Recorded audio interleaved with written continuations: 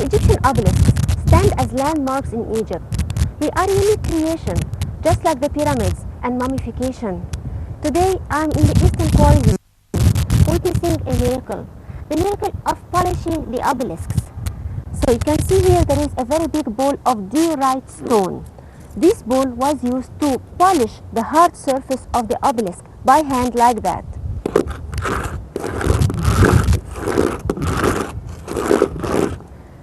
Imagine hard and long hours of using the hand to polish the surface of the obelisk, which was made of granite stone. How was the obelisk cut out? Loaded on the boats on the Nile and reached the location in Luxor Temple and erected over there. All of these questions remain unanswered. But when you come to visit Aswan, do not forget to include the visit of the unfinished obelisk in your program. The obelisk is one of the greatest constructional achievements of the ancient Egyptian. It's enough that the way it was cut and transported still puzzles the world till today. The work started by sending an expedition to the intended quarry to run tests on the rocks by digging different sizes and depths in the quarry to be sure of its suitability to the cutting of the obelisk. Using the location, the dimensions would be marked. Then the stone men leveled the surface of the location of extraction of the obelisk. That operation was done in two ways. The first is using chisels to remove the unwanted edges. The second is to heat up mud bricks and put them on the surface. Then strongly pour cold water on them, and that would fracture the extra rocks and thus facilitates its removal, thus leveling the surface. The next step was marking precisely the dimensions of the obelisk by using ropes. Then white chalk or red resin would be used to line the tip of the obelisk. Its surroundings would be dug deeply on the four sides. Then wooden wedges would be placed wet so that the wood expands, allowing the detachment of the two sides of the obelisk. As for the final separation of the sides, especially the bottom, it was considered the most accurate stage. On the sides, balls of diorite were used depending on their extreme heavy weight to achieve the needed cuts on the sides. For the bottom part, rounded trenches were cut and wood trunks were placed in them in equal distances. They were flooded with water or lit by fire.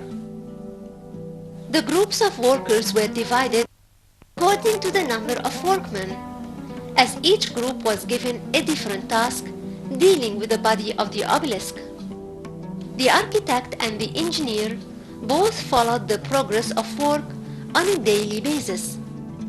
Their job was also to determine the difficulties facing the workers in order to find a solution for them.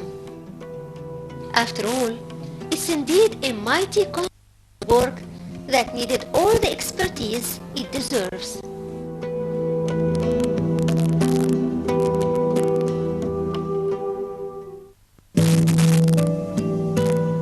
The period of time in the frame of which an obelisk was cut is only known to us through the text inscribed on one of the two obelisks of Queen Hatshepsut erected in Karnak Temple. It states that the operation of cutting the two obelisks, each 30 meters high, took 7 months. Some researchers think that each obelisk might take more than 8 months, regarding the size of the obelisk and the nature of its stone, and the number of workers involved and the working hours. An important question poses itself though.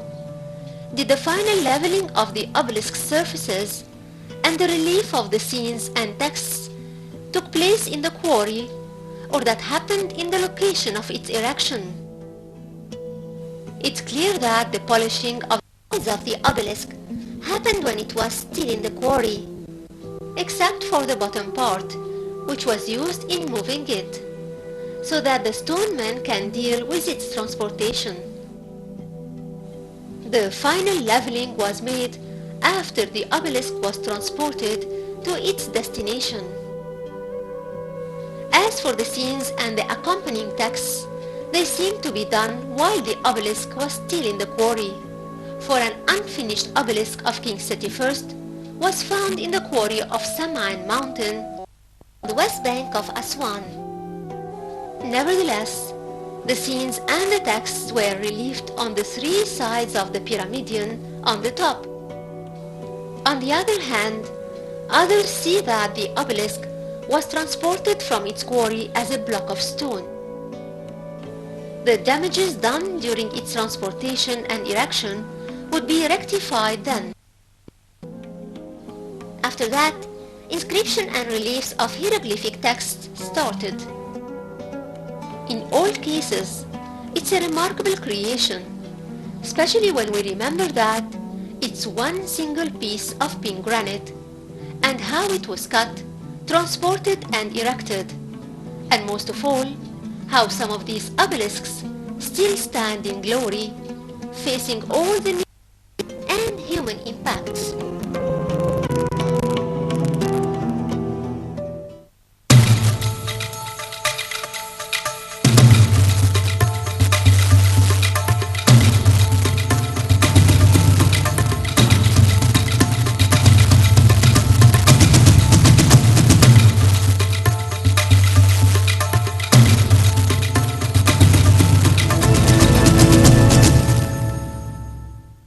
Here, in the eastern quarries of Aswan, the ancient Egyptian left us with the tale of the obelisk. It is missing in the ancient texts.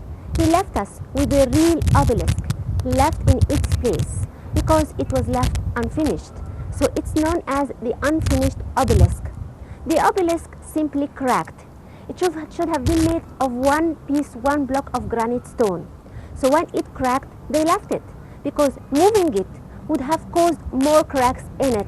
If it was finished, it would have been the longest obelisk in Egypt, reaching 40 meters in height and over 1,000 tons.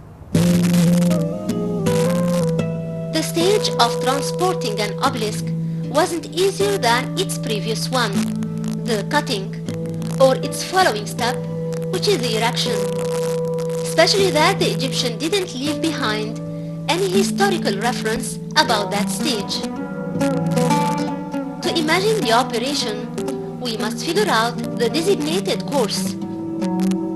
After removing the obelisk from the quarry, a road should be prepared there to drag it to the ground level, then to the Nile bank, then to the temple that will be erected. This means that part of the journey is by land and the other is by river. It's clear that the Egyptian considered the nature of the ground used in dragging in all stages, and the nature of the river regarding the speed of the wind and the weight of the obelisk and the number of supervisors and workers and sailors who'll do the job. The land transportation depended on two main ways, the coaster and the massive rounded blocks of wood, in addition to man and bull's power. The coaster was used for smaller tasks, like transporting statues, so the wooden trunks were used to move the obelisks. After determining the size and weight of the obelisk, the number of wooden bars and distances between them were fixed. With the help of cranes, the trunks were placed underneath the obelisk, which would be pulled at the front by people and oxen and pushed from the back until it reaches the shore. The path from the quarry to the Nile was paved, and certain liquids were thrown on the ground to prevent the friction between the body of the obelisk and the floor, which might result in sparks and fire. It's also possible to imagine the care with which each of these steps was done in favor of the cult of Amun. The ancient Egyptian has left us with a clue to help us understand the stage of transporting the obelisk by the river.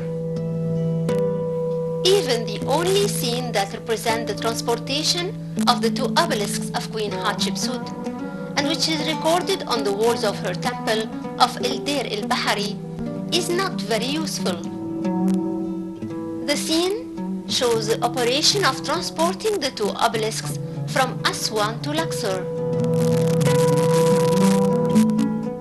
A big ship appears carrying on its board two obelisks with their bases facing each other. Each one is placed over a raft, maybe used in the collision between the obelisks and the body of the ship. The ship was tied to 3 groups of boats tied with each other. Each set is composed of 10 boats in each row. Each boat had a short sail, and a rope stretching from its front and passing by the tip of the sail, ending at the rear of the boat by its tiller. It's clear that all the boats are tied by a thick tall rope that joins between the front of each boat and the sail of the boat preceding it, turning the whole row into one sailing unit. Each boat has 32 oars and a crew of sailors, the total number of whom reached 960 men, led by 3 of the state's seniors. The size of the ship that carried the 2 obelisks must have been huge enough in relation to the length of the obelisk and its breadth and its weight. The accompanying boats dragged this ship all the way to the location of erecting the obelisks. It's also clear that such a great ship was built in Aswan, and that the Egyptian chose the right time for its sailing, so that the mother ship and the other boats are ready before the flood's time, and they were directed to their correct course from south to north, using the direction of both, the Nile current and the wind.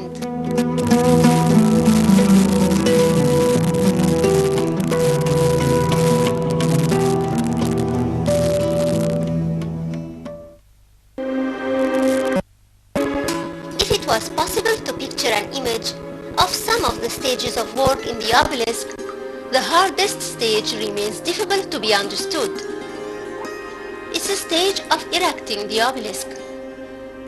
How could that be done when the Egyptian didn't know lifting machines like the cranes of our modern times, which are able to lift up these huge masses? It's very clear that the Egyptian used his mind and brains more than he used his muscles to move blocks of stones, either small or big.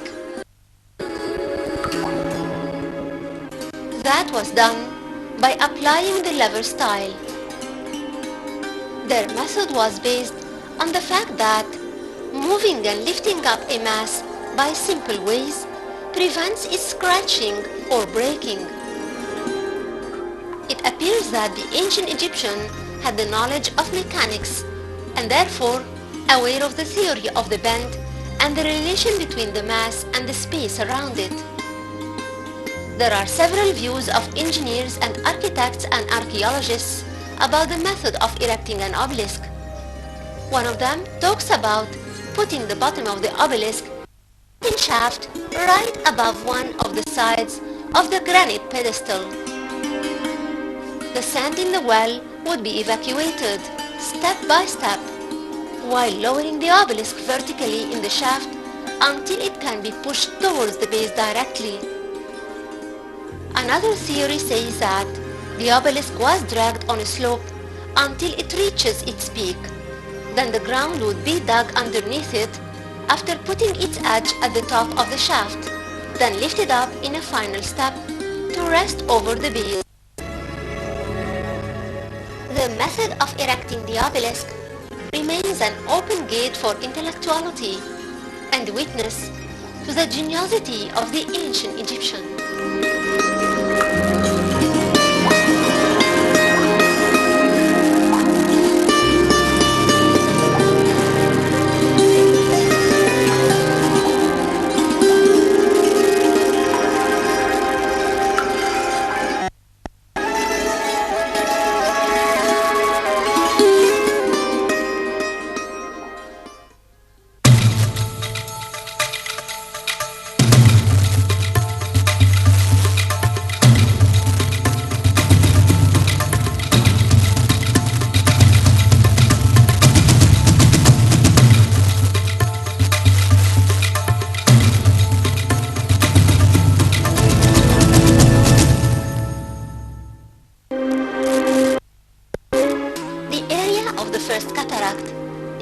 considered a geographical separator between Egypt and Nubia, or Ethiopia, as the Greeks called it, starting from the 3rd century BC.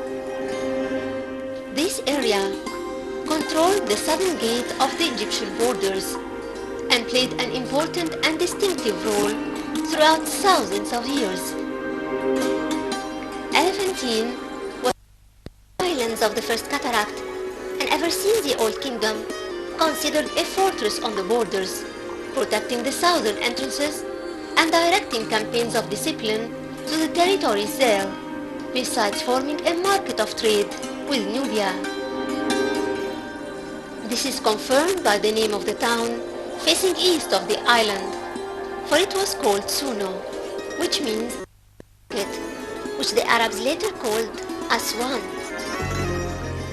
During the Greek period, the Ptolemaic kings controlled Lower Nubia, but their actual authority didn't practically exceed more than 110 kilometers south of Aswan. This region was given the name Dodekashorinos, as it included important cities like Dabut, Kalabsha, Garfosin, Kuti, and El Mahraka. Egyptian influence predominated the Nubian culture, but in the second half of the 3rd century BC, the situation changed when the Marwayan king Arkamani I ruled. He was known to the Greeks as Ergamenes and was a young man who got educated in the royal Ptolemaic palace by the most famous Greek philosophers and was highly affected by the Greek culture. This was clearly seen in the Marwayan culture, but the Egyptian culture dominated overall. This is shown in all the remaining monuments of the Marwayan civilization in Egypt. The relations between the Ptolemaic country and the Marwayan kingdom was amicable. This was translated into building common temples, the most important of which is Philae Temple, the most famous island of the First Cataract.